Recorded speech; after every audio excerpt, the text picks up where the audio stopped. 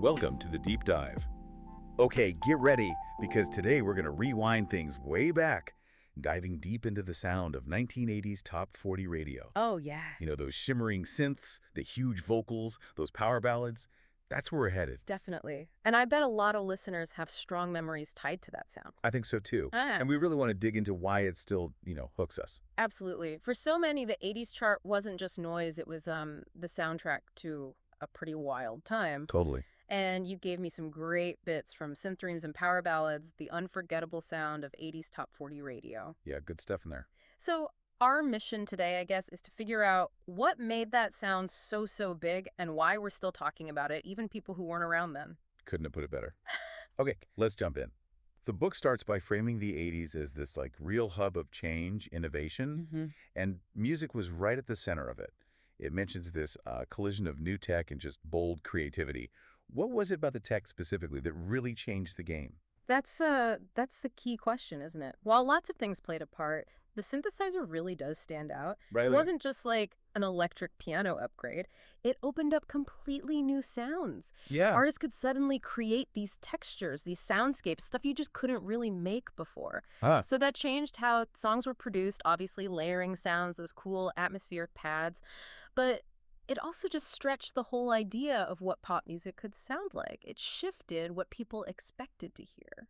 It's kind of wild to think about that shift. That really distinctive layered sound, almost glassy sometimes. Yeah, exactly. A lot of that was these new machines. And then just as this is happening, boom, MTV launches in '81. Right on schedule. And the book argues this made music videos just as important as the actual songs. You couldn't just have a hit tune anymore. You needed the visuals, too. Oh, absolutely. MTV was like this huge megaphone for these artists and their sound. Yeah. It gave them a space to build a whole visual identity to go with the music. Think about it. The art wasn't just the song anymore. It was the whole package. Exactly. The video, the fashion, the persona, it made everything more immersive and, let's be honest, way more memorable for the audience. The visuals locked in the sound. And some artists just totally nailed that combination. The book gets into the big names, starting with Madonna, the queen of pop. Can't talk 80s without Madonna. So, based on the reading, what about her rise really shows this new landscape in action? Well, what's fascinating with Madonna is just how smart she was about media, like incredibly savvy. The book points out how she deliberately built her image and just used the power of MTV to get seen and heard everywhere. Right. Songs like A Virgin, Material Girl, they weren't just hits, they were like cultural events, and her visuals were key to that. She knew how to make moments people talked about. Absolutely. A real master of her own image. Yeah. Then you've got Michael Jackson, the king of pop. Thriller comes out in '82. The book calls it a seismic event. It's hard even now to really capture how massive that album was. Seismic is probably the right word. I mean, Thriller. It didn't just sell millions. It basically rewrote the rules for pop superstardom. How so? Well, the production was immaculate, the synths were perfect, but the videos, they were like short films. Oh, yeah, the Thriller video. It showed the full potential of that audio-visual thing we were talking about, and it reached everyone globally in a way nothing really had before. Unbelievable scale. And then there's Prince, just operating on his own planet, really. Aha, yeah, pretty much. Genre-bending, incredible musician. Purple Rain. The book says it was more than an album, a cultural moment. What made him so distinct in that 80s explosion?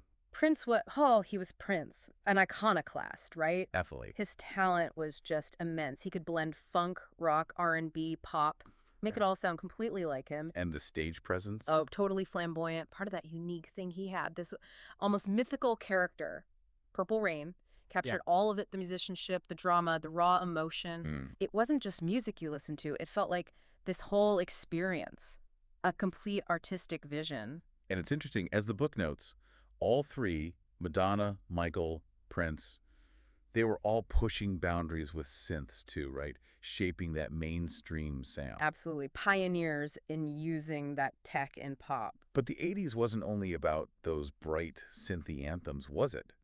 There was this other side, the power ballads, that huge emotional thing. That's such a crucial point. You can't forget the power ballads. Their emotional pull was just undeniable. The book mentions Journey, obviously, Don't Stop Believin', and Bon Jovi, Livin' on a Prayer. Iconic stuff. Absolutely iconic. And those songs, with the soaring vocals, the often really heartfelt lyrics, They tapped right into the feelings of the time, gave people an outlet for vulnerability, but also hope. It's kind of amazing how those songs, even now, you hear them and get hit with this wave of feeling. The books suggest they captured the sort of pain and optimism of a generation. Yeah, it does. What gave them that staying power, do you think? Power ballads generally. Well, that gets into timeless human stuff, doesn't it?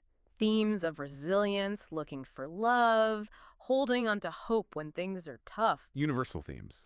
Exactly. They resonate across time. And the sound of power ballads, the big vocals, the anthemic feel, it just amplified those emotions, made them feel really personal, whatever you heard them. Kind of like emotional release. Yeah, totally. You hear that opening keyboard riff of Don't Stop Believin' anywhere now? Everyone sings along. Instantly. It's this shared thing.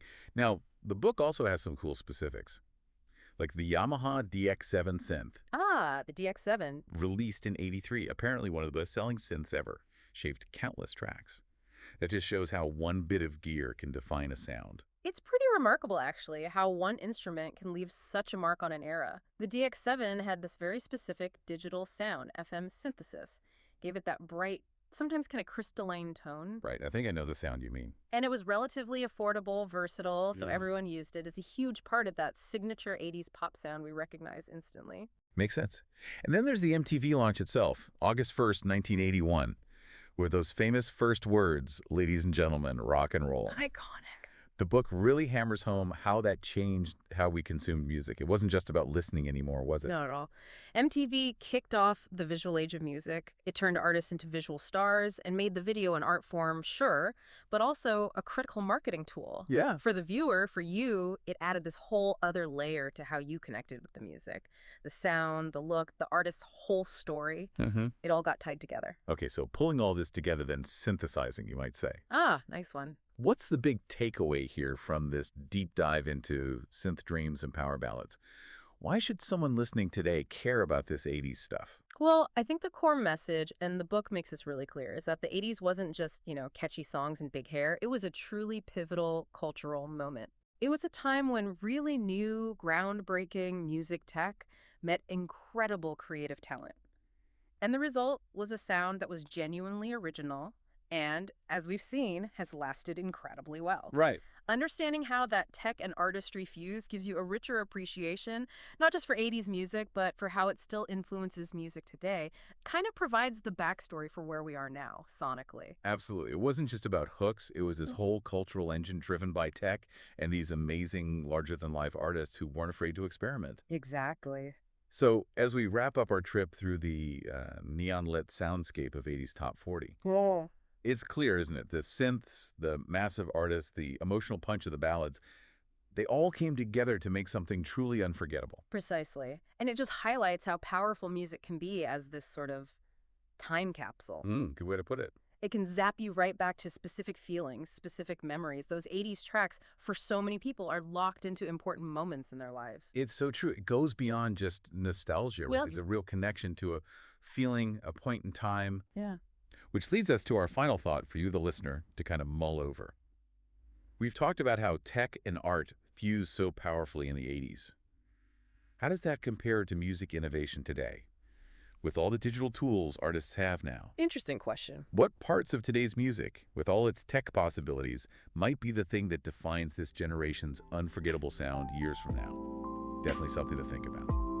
Thanks for joining us on this deep dive.